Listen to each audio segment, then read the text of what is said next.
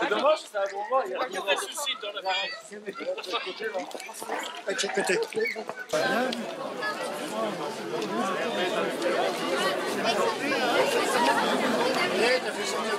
Ça y est, bon. On va prendre 2 enfants quand même. Oui. Allez. Allez, j'ai pensé. Non, mais j'ai dit, tiens, voilà. On va tenir la main. Attention. Allez, maintenant, t'as coupé le bon, on peut trouver des bouts. C'est ça. Très bien.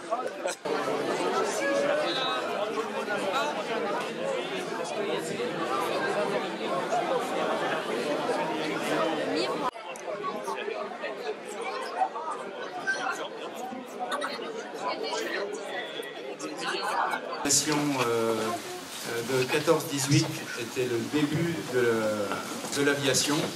Et comme vous pourrez le voir dans certaines vitrines, les as de l'aviation en étaient de véritables, car ils volaient en fin de compte avec du bois, du tissu ou du papier. La seule chose qui était importante dans l'avion, et le plus cher, c'était le moteur. Et vous pouvez vous apercevoir qu'il y a eu une quantité impressionnante d'avions fabriqués en 4 ans. Je pense que dans les 40 années qui ont suivi, il y a eu moins d'avions fabriqués dans le monde que pendant les 4 années de guerre.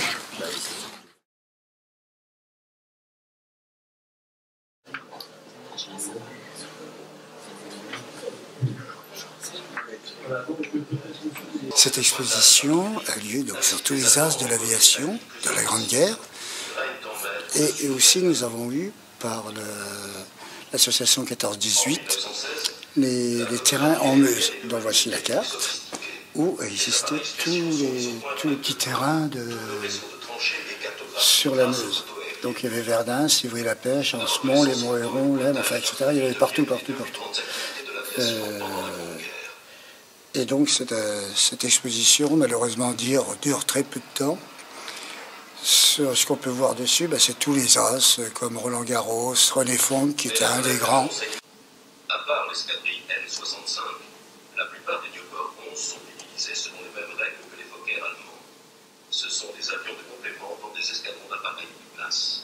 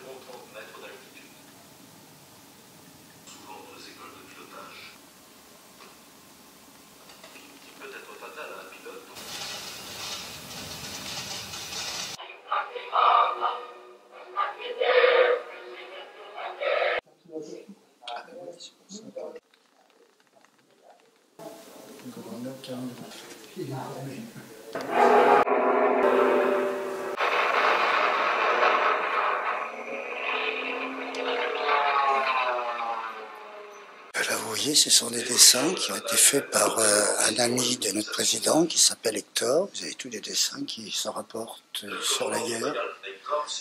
Évidemment, il y a les chiens de sauvetage. Il y a tout. Le ciel est trop grand à défendre. Les Français forment des escadrilles d'élite, les cigognes.